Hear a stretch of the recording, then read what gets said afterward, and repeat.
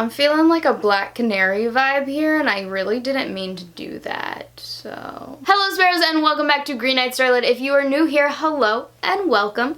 My name is Brandy, and I'm working to live a life worth living through art, movement, and exploration. So to continue the theme of love for February, in today's video we are going to be talking about the second type of love, which I highlighted in my What is Love video, which I will leave linked above if you would like to go check it out. And this type of love is friendship, which I think can be one of our most fulfilling types of human connections or our most disappointing, depending on both us and the people we surround ourselves with.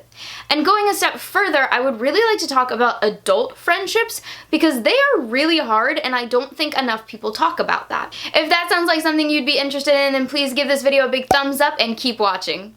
Now, I am fully prepared to admit that I truly do envy some of the friendships I had when I was a kid or in high school or even in college. Not because I actually miss these specific friendships I had. Well, I guess I do miss some of them, I truly do, but I'm more envious of the ease that these friendships had. Like, listen to me. One of the most important things of a friendship is the frequency at which you see that friend.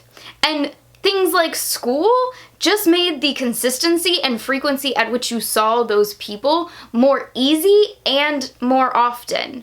Like, you were already required to be there for at least 6 hours a day, 5 times a week. You didn't really have to go out of your way to make plans to see someone. As an adult, unless you work with your friends, you have to make a conscious decision to reach out and make plans to hang out with each other. I think we have all seen at least one meme about the difficulty of having friends as an adult, and this one is honestly my favorite. Friendship equals two people saying, I haven't seen you in forever, we should really hang out more, over and over again until one of you dies. And it is honestly so true, at least it is for me, because like, I know so many amazing, incredibly cool people that I wish I saw on a monthly, if not weekly basis, but I'm gonna be real honest with you, I am at making plans with people. Like, if you hit me up with a time and place that you would like to hang out, I will say 85% of the time I will be there, unless I have work or I'm out of town. But if the likelihood of us hanging out is dependent upon me, that percentage is going to drop to about 20 to 25%. And I know it's bad. It's a personal flaw, which leads me to saying this exact phrase, we should hang out more, way too many times at social gatherings. And here's the thing, I think a lot of us are like this. Actually, you know what? Leave me a comment down below telling me if you're like that or if you're the friend who is actually reaching out and making the plans. I would really like to know what our ratio is in our little community here. But if you are like me, then we are not proactive enough in our friendships. And it's not that we don't want to hang out with our friends. That's not it at all. One thing it could be is that we're just straight out lazy.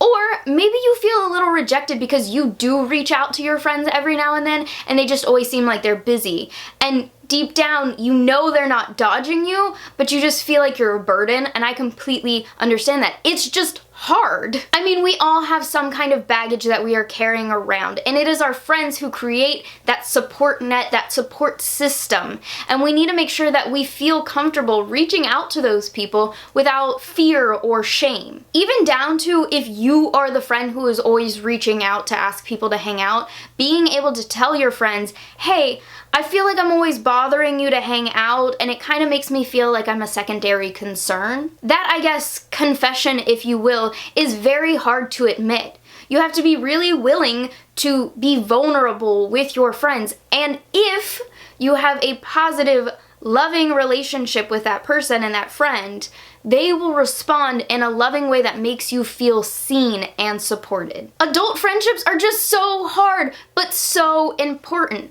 I think a lot of the things that we learned growing up about what it means to be an adult, plus the fact that we are the most connected through the internet than we have ever been before, actually causes a lot of disconnect. We have to stop believing that to be a strong adult, we need to work ourselves into the ground or do it all on our own, and break the notion that as long as I'm seeing everything my friends post on social media, I know exactly how they are or what they're up to. Which is another topic, honestly, in its own about how social media works, because it's really cool and really damaging, I guess, in some ways. But that's another topic for another day. I think I might hold the idea of friendships to a little bit of a higher standard than maybe some other people would, but I think it is one of the most fulfilling types of love that we have because of all the time and commitment that we put into it. I mean, you choose your friends. That is a completely conscious decision that you make to build a friendship with someone. And while yes, we still might get into toxic relationships sometimes, it is always our choice to stay or go in whatever situation we are in. So it is important to cultivate a beautiful friendship if you are deciding that's what you want to do. Did that make sense? I want to encourage myself as well as you guys to really start taking inventory of the kind of friend you've been lately. Because to make a difference, we first have to start with ourselves. If you feel like you've been off the grid to a lot of your friends lately, make a list of people that you want to see and catch up with. Text them, call them, make plans, be the proactive one in this situation, and create an environment where both you and your friends can be seen and heard. And have some freaking fun. And if you truly are so busy that you really can't find time to hang out, still send that friend a text message or multiple friends text messages letting them know that you're thinking about them and hoping that they're doing well. Just that little bit of effort really does nurture that spark of a friendship. I bet that going out with some friends and having some fun will boost your energy and your mood more than you expect. Okay, my little bears, I feel like I've rambled your ears off enough. I've really been loving these videos that I've been posting lately because it feels more like we're just sitting down talking about a bunch of topics, hanging out together, and I hope you guys have been enjoying them too.